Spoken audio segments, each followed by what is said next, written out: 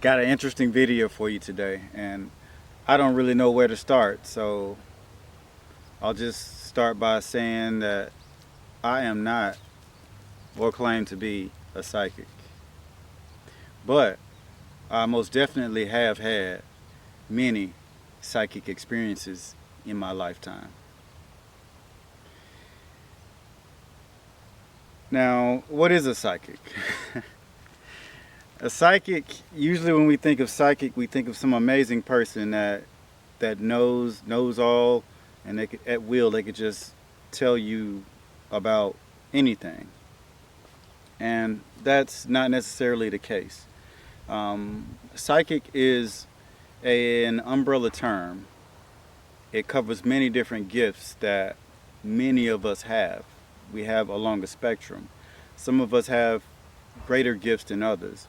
Some of us have latent gifts that kind of just hide out until later, or gifts that we never find out that we have, but we definitely do have them.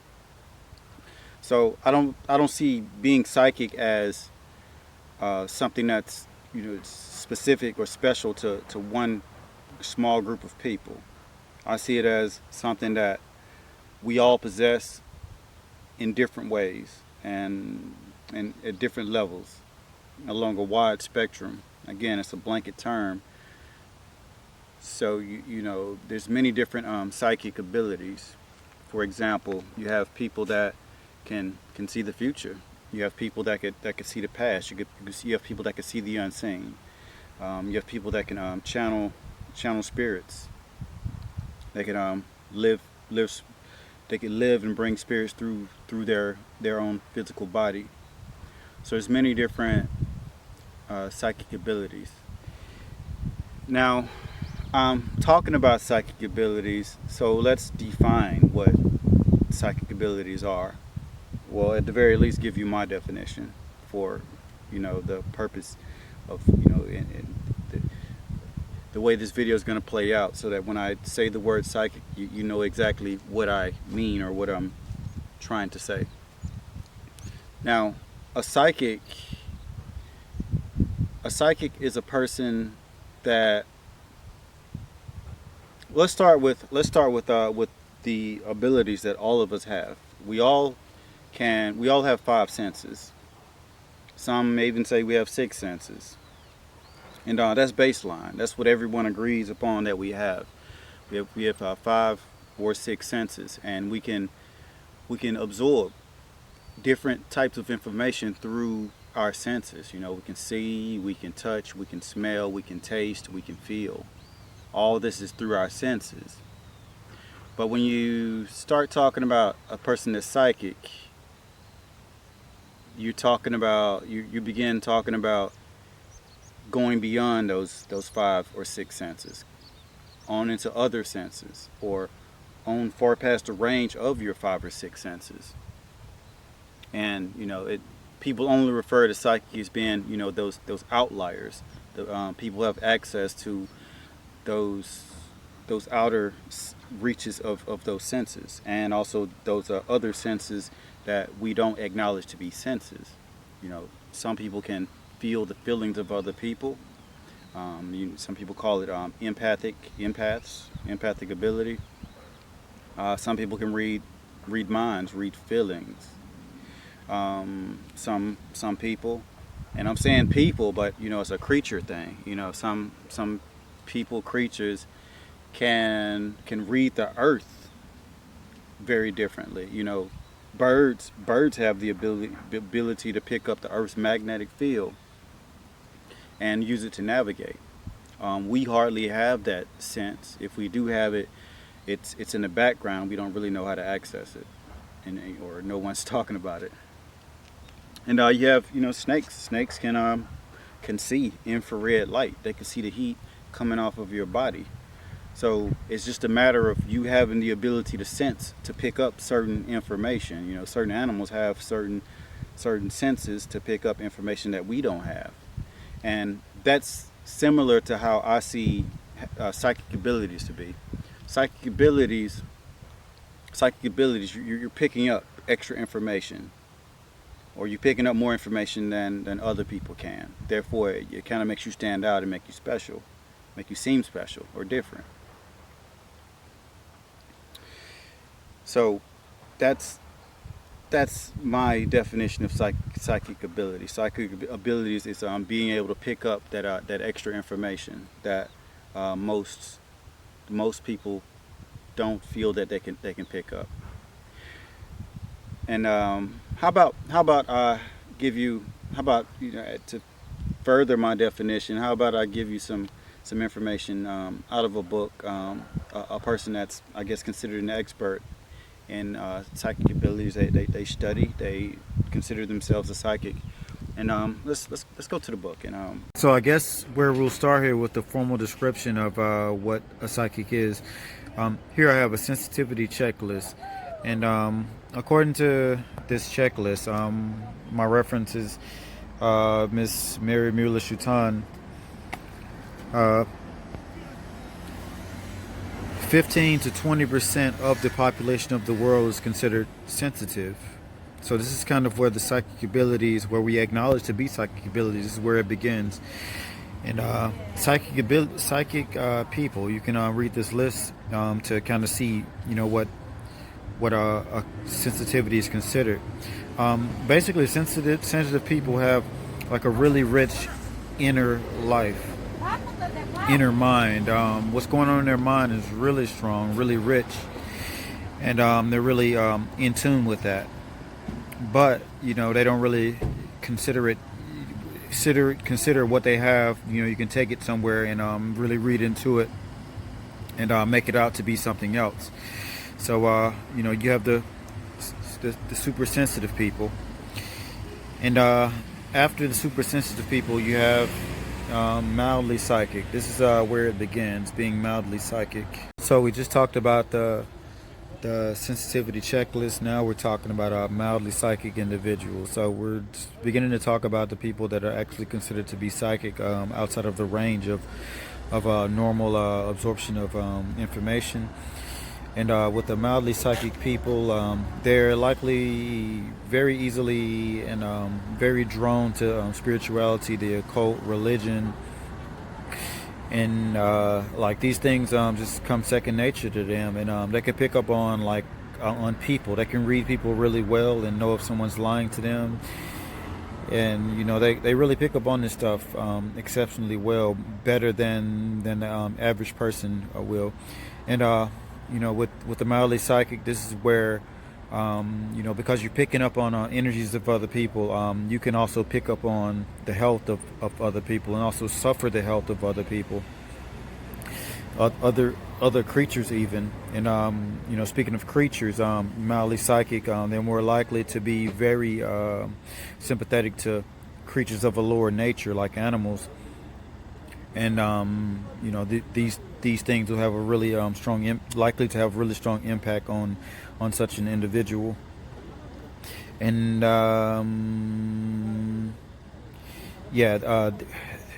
these people, their emotions and their spirituality and a lot of this will be tied and will have a really strong effect on one another. So mildly psychic people. Oh yeah, and one thing I didn't mention about the mildly psychic individuals is that they will have a higher level of empathy with animals. They would probably be likely to be more concerned with the idea of being a vegetarian and be concerned about the rights of creatures considered of a lower nature. So now, moderately psychic individuals. Moderately psychic individuals, of course, is some octaves above the lower psychic abilities that I just talked about. Being moderately psychic, you have a really intense inner life. Your dreams will be very relevant. They'll be very revelatory of things that are going on that concern you, that you need to know about, or maybe you don't need to know about. And again, you'll be really adept and attracted to the supernatural, and you'll be like your attraction and the things that attract you in the world, and more things about the world will be revealed to you. It'll come to you much easier, and you'd be the person, the medium that would pass this on to others. And you're in this case, you're a very sensitive person, but you're octaves above. You're not only just sensing person to person stuff. You're sensing like world stuff, e- borderline universal stuff. And in this case, it your health is probably affected because of how intense it is. You probably do not see the world the way that others see the world. The world is probably a really strange place to you, and it really kind of you don't you kind of you're worried about how you comprehend it. So highly psychic people have some really profound experiences. Now, this is a very small population of people on the planet. And I talked about intensity of dreams and things of this nature. This becomes really intense. And, like, for example, when these people dream, the dreams aren't necessarily of themselves. They may dream of other people and dreams of out of this world. And they have more experiences in mentally about life and death. And I mentioned to you earlier about children and trauma and being psychic. These people were there's a good chance they were severely exposed to trauma as a child. It really opened them up and made them dependent on their psychic abilities. Past and past spiritual life travels, go into past worlds, past lives, and all things of this nature, and a very deep understanding of the energies of the universe and the earth, and even the powers to heal. These people are likely to possess, and these people are a very small percentage of very psychic people. So that's the highly psychic. I'll start with children. I feel that children are the most psychic people in the world. I think you come into the world very, very psychic. And the child is very, very psychic when they come into the world. And over that first decade, especially that first decade, they begin to lose their psychic abilities. Their psychic abilities kind of fade away because they take on the responsibilities of their existence here on Earth, and they begin to forget their psychic abilities. And because they forget their psychic abilities, you tend to believe that they don't even exist, or that they're not even real. Now, children that endure trauma, that go through trauma, are more likely to retain their psychic abilities because it's more particular because when they're children, when you're a child, you're very vulnerable to everything, and you have no protection. Basically, someone has to protect you. And if you were a child and you were vulnerable and you had no protection, and you're in a situation where your survival was on the line, life or death or something like this, then you had to find something else, and you had to really look inside. You really had to use what you had. And as a child, your psychic abilities were likely what you had and what you had to use to survive, to get by.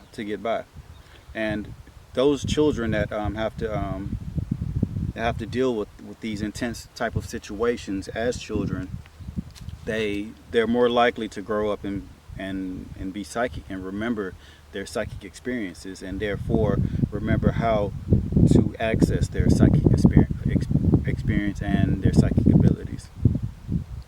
So I feel children are just naturally very psychic, and even adults. It doesn't necessarily stop at children. Even adults who go through trauma or some huge spiritual awakening or some big change in life that kind of just really catches them by surprise. Um, these people are more likely to access their psychic abilities. They're more likely to realize what they have inside, and therefore if they could find it, they can use it. So, trauma is something that's a pretty potent trigger for psychic abilities, and I feel that it's a human thing, not really a something that's special. And so that's that's psychic abilities, psychic experiences. I'll talk about myself, and again, I don't consider myself a psychic, but I do acknowledge that I have had psychic experiences, and therefore, to a degree, on some level or another, I am psychic, just like you are. Now, in my life, growing up, as a child, I go back to childhood. As a child, I was very in tune with the type of things that I talk about now. I'm talking about when I was a very young child. And I remember, as early as I can remember, I remember being, being, having experiences being really interested, keenly super interested in the supernatural and unexplained phenomena and things like this. Many children likely is naturally are like this, but I remember myself, I was really obsessive about it. And I remember as a very young child, I wanted to read the ghost story books, and I wanted to read about anything out of this world, unworldly, otherworldly. I had a deep interest on it, and I really pursued those things as a very very young child. And also I guess to speed that whole situation along and make it even stronger. My caregiver, who was devoutly religious. Actually, I had to take care of her. It was my grandmother, and she was very devoutly religious, and she talked about all of these spiritual things, and I found it extreme and odd, and to be honest, it turned me off. But I had very strong exposure to it through her. So that was a very powerful time in my life in dealing with her, and it was early in life, and it was my first decade. I'm a child, so these things really got imprinted in my psyche, in my mind, and kind of made me become the type of person that I am today.